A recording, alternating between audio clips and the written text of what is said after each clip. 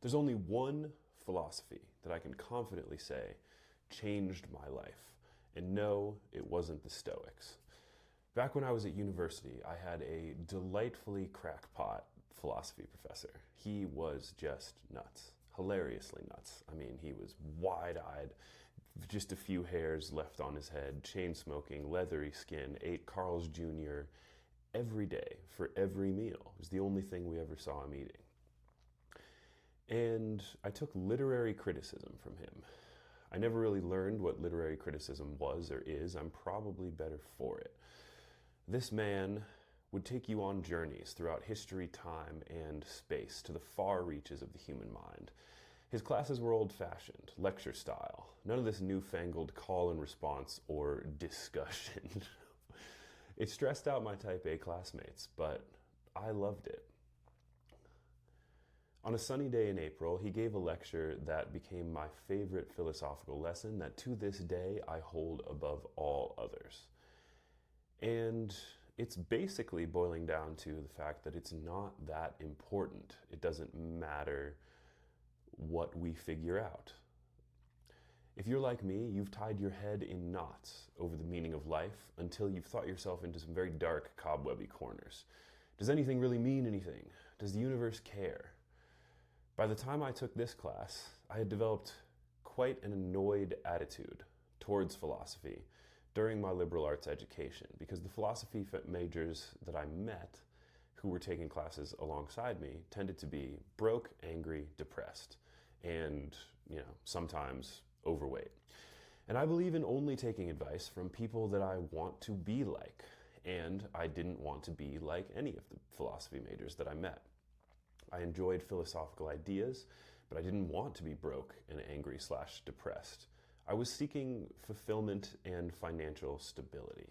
I wanted to be secure and happy, not scowling at the customers of the cruel world under the same beanie as I made $8 lattes day after day.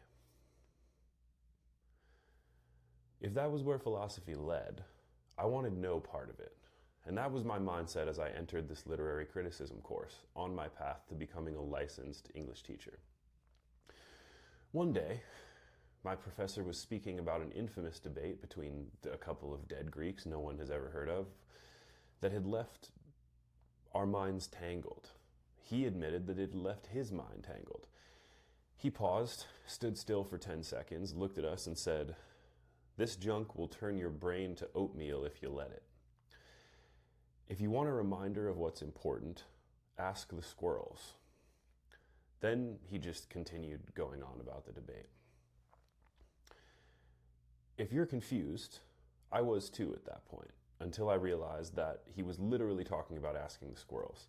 I went to a very, very foliaged university, the bike-friendliest campus in the US. There are squirrels everywhere, fat ones, working together to try to steal your sandwiches that you've left out of arm's reach on your picnic as you sit on the quad. I was thinking about his lesson as I walked back to my bike and got ready to ride home. And some chittering noises alerted me to a few squirrels in the trees above me. I looked up, decided to test my professor's advice, selected the fattest looking squirrel of the bunch and said, "Hey you, what do you think of Plato's allegory of the cave?" The squirrel stared back at me and then ran up the tree. The lesson sunk in, and it's been one of the most liberating of my life. It works with any bit of nature.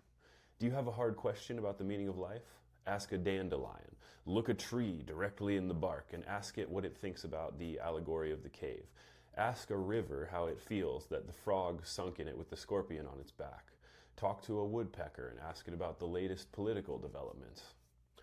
It's always the same result. Ask a puppy what it thinks about our broken and yet somehow still endlessly discussed political system. A dog will gladly remind you that your anxiety and outrage aren't helping you stay present. A duck won't be furious which of the many nonsense-talking politicians is talking the most nonsense lately. Neither should you. Politicians universally talk nonsense. Happiness-boosting information in the fear-mongering nightmare that is your news feed is hard to come by. The 24-hour news cycle makes billions cultivating anxiety and fear so that you spend money to alleviate that anxiety and fear. So find whatever animal is closest to you and ask it what it thinks about the latest outrage-fueled issue. The organism's will to survive and the inevitable silence will return you to a calmer baseline.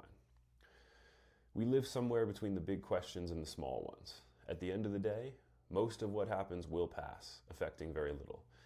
Give yourself the peace of mind that comes when confusion and outrage are not a priority in your life. Ask the squirrels.